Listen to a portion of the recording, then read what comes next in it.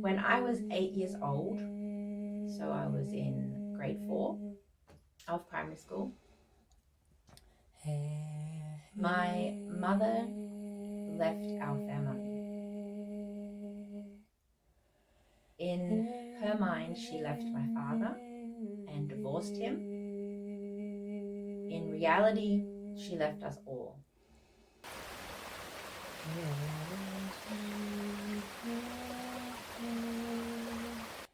Hello, I am Emma Aurora, and this is my transformation story.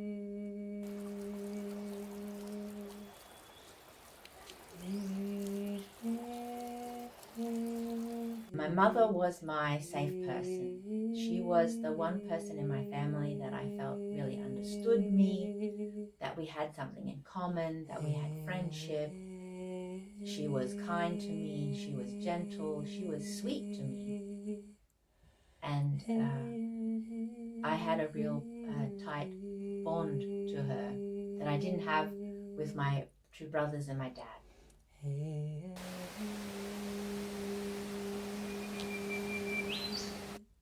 She actually left my dad during the week when he was at work. My older brother was at school. I was supposed to go to school, but I didn't, and my younger brother as well, but we didn't go to school. So my younger brother and I knew something was odd about this day. I found out later that my mother had asked my older brother if he wanted to go with her, and he said no, he didn't want to leave his home, which is why he was at school. And my mother packed the car. She put my cat in a travel box and took my younger brother and I with her. We had some trouble going with her. We knew something was strange. One of us, I can't remember which one because the story gets mixed up. We've told it so many times. One of us hid behind the lounge room sofa and didn't want to come. But eventually we came out and we went with her, and she drove all the way to her parents' house, which was about 2,000 kilometers away from where we lived. A very long journey that was.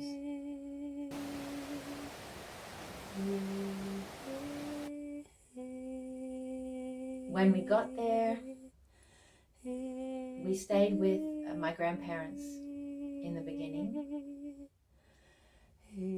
My brother and I started going to school there. We started a new school, which also in Australia that means a new school uniform, new books, everything. I don't know that Mum took all of those things with her, pencil case, all of that jazz. But we didn't stay with her.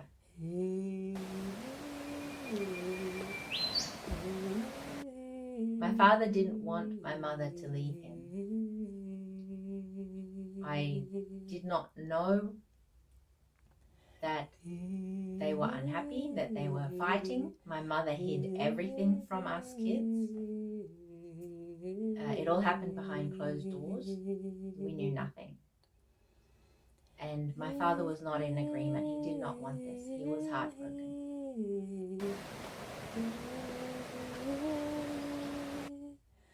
He told me later, much later, that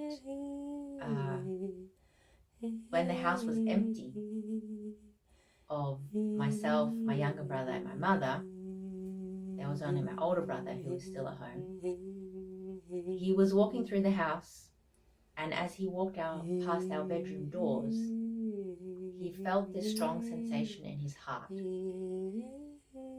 The way he told me the story was that he felt that he had heard God telling him that we belonged there and that he was to come and get us. Now, I realize now, much later, that that was his way of expressing how he felt. Quite clearly he missed us and wanted to have us home with him, but he could not express that without putting that in a package of Christianity for him, I think.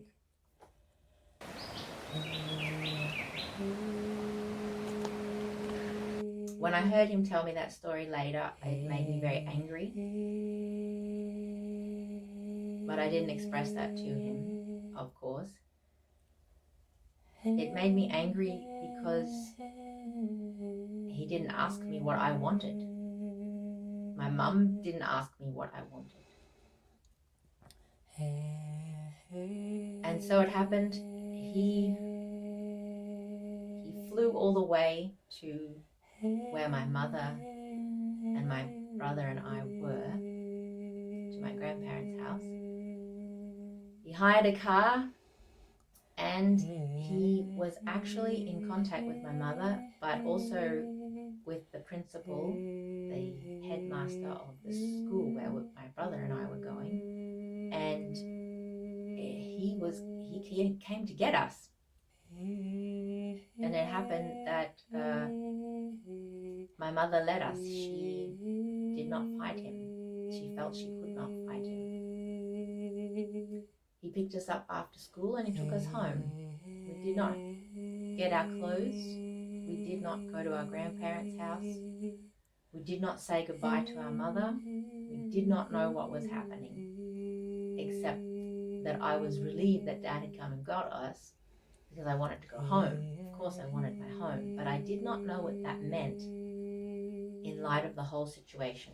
I found it very strange that we went to a motel in the nearby major town where the airport was, that he had to buy us clothing, that we flew home. It was all very strange. My cat stayed with my grandparents. Just my brother and I, after school, were taken home.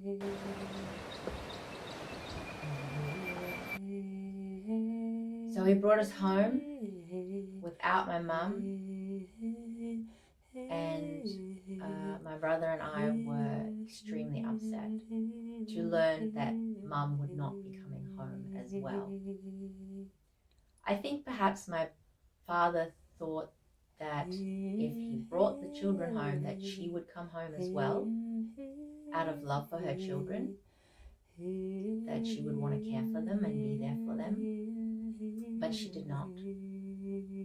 We weren't given much time to process this new development. We weren't given emotional support or understanding. My father himself was heartbroken,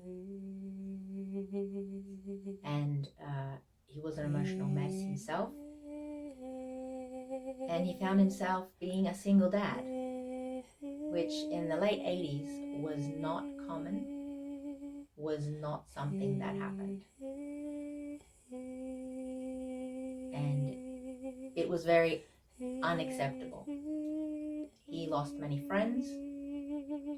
He was not supported by people in the community.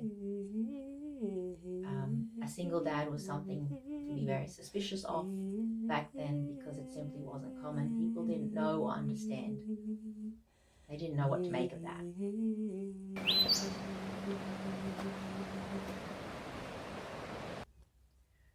So we went back to school at my previous school at home fairly quickly. My dad had to work. I remember at school in the break times sitting on a bench, a very long bench against a brick wall, a wall of a building, alone, and just sitting there. All the other kids were playing, and I remember feeling extremely alone. I was in pain. I was missing my mother. I was confused. I was totally shocked that this could be permanent. I was in disbelief,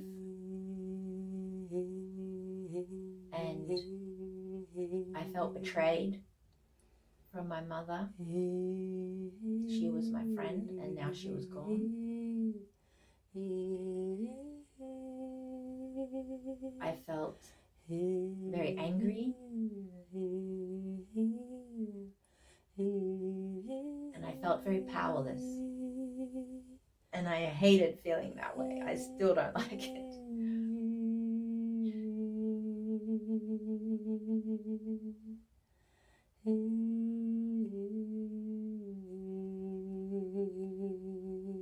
Because I wasn't given a choice. My parents didn't explain anything to me, what was happening. They never asked me what I wanted. They never asked me, who do I want to live with, grow up with. And honestly, I possibly would not have understood the complete consequences of such a decision, but still I wasn't asked. And that felt very wrong to me. I felt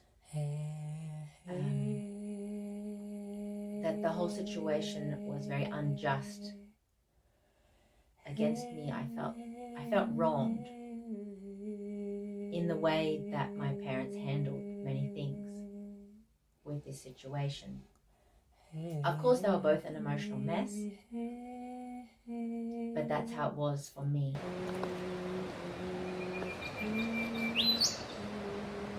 I also felt very disappointed in my mother. She did not fight my father for custody of my brothers and I, which at that point in time, back then, the mothers always got custody. The courts always decided in favor of the mother. And my mother didn't dare. I believe she suffered emotionally and mentally her whole life. And this one great feat of freeing herself from a man also she was going against the wishes of the man, which is something she was brought up not to do. So she had a whole lot of her own issues going on in the separation, which she then had to figure out for herself. And she did not have the courage to file for custody of her children.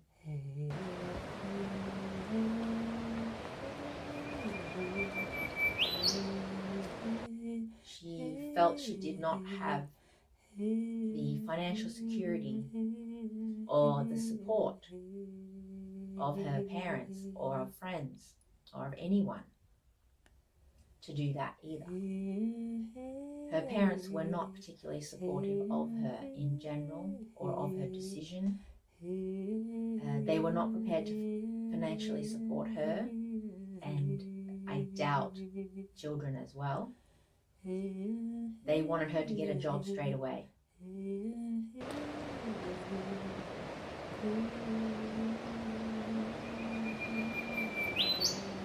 So I was left in a home without a mother,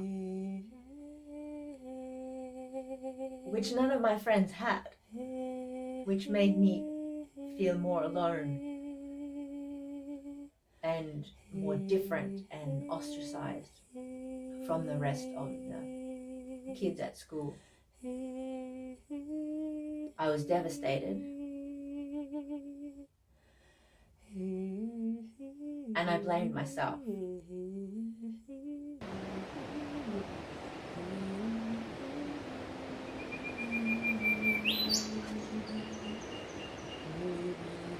I was not only angry at my mother and my father, I was angry at myself.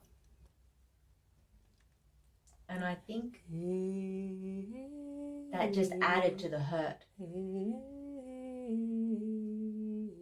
There was nothing that I could hold on to at that time. There was nothing about the situation that made sense to me. So in my great pain, I tried to make sense of it, and found myself believing that it must have been my fault. I must have done something to make my mother angry enough to want to leave, never come back, and not want to be with me, not want to be my mother anymore, not want to live in my house anymore, or take care of me anymore.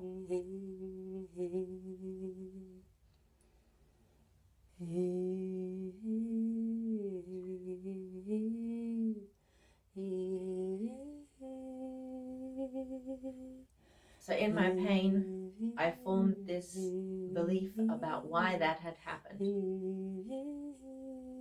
which would make my life harder for myself.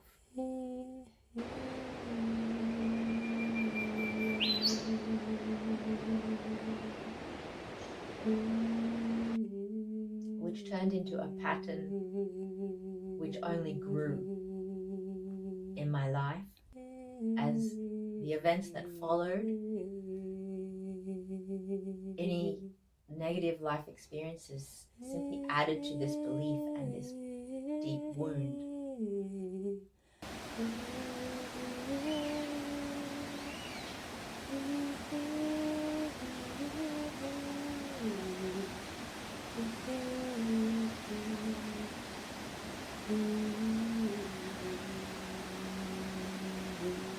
So I was broken, or at least my sense of self, any ideas of who I was, my identity, my sense of the world was left in pieces.